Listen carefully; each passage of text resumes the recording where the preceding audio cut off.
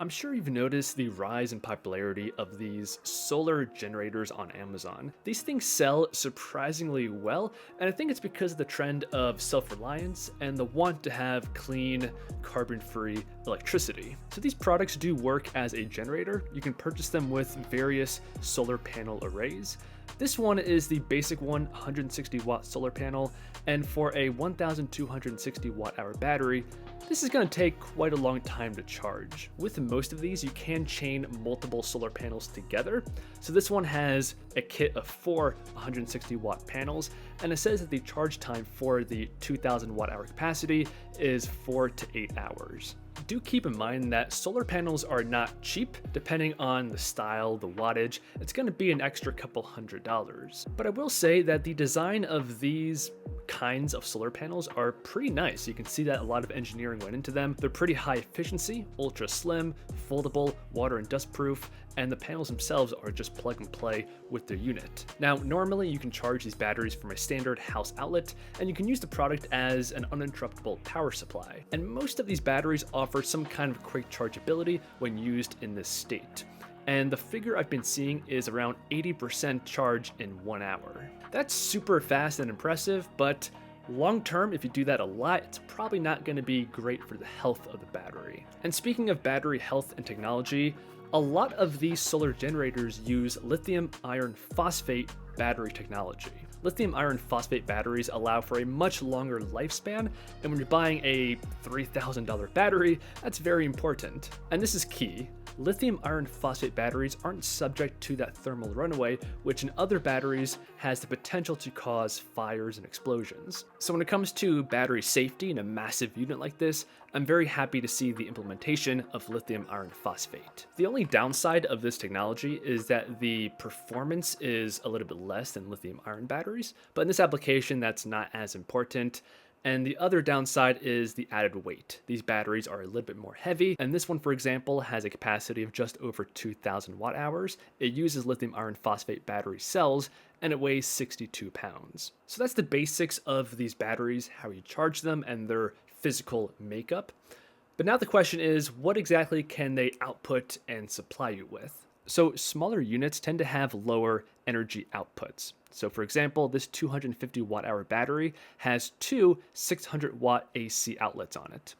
This unit has a capacity of 1000 watt hours, and it has a max output of 1800 watts. The companies provide charts like this showing different devices, the watts they pull, and how long the battery can supply it for. Some useful language here is that a watt hour indicates how many watts the battery can supply for 1 hour of time. So a 1000 watt hour battery with lossless transmission can supply a 500 watt device for about 2 hours before dying. The same battery can supply a hypothetical 2000 watt product for 30 minutes, assuming that the max output of the battery can sustain a pull like that, which usually isn't the case. So usually the larger the battery, the higher the output wattage it can sustain. Along with the AC outlets, there are some DC outlets in the form of standard USBs. And this will always be the most efficient way to use the battery because you don't have to use the inverter, so you don't have to convert DC into AC. You should also be aware that a lot of the newer models allow for expanding the battery capacity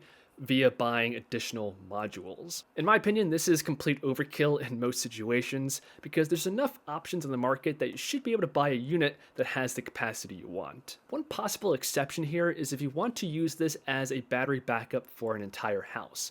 So you have solar panels, it's plugged into the wall most of the time, but when there's a blackout or something happens, you have a massive amount of energy you can tap into to power your entire house. So you can essentially make your own Tesla Powerwall with a configuration like this. So that's what these products are all about. Each brand usually sells a few different tiers of batteries, increasing in size and output wattages. You can charge them in a variety of ways: solar, a regular house outlet, and you can use them as a battery backup system or an off-grid power solution. I know in particular these systems are very popular with the van life and mobile RV community, and I would agree that in most situations buying one of these all-in-one units is a lot more practical than buying a bunch of individual 12-volt batteries, a charge controller, solar panels, and wiring it all up together. But to end the video, I'm going to give you guys my recommendations in this field, and I'll leave them linked down below. So my top overall brand has to be EcoFlow.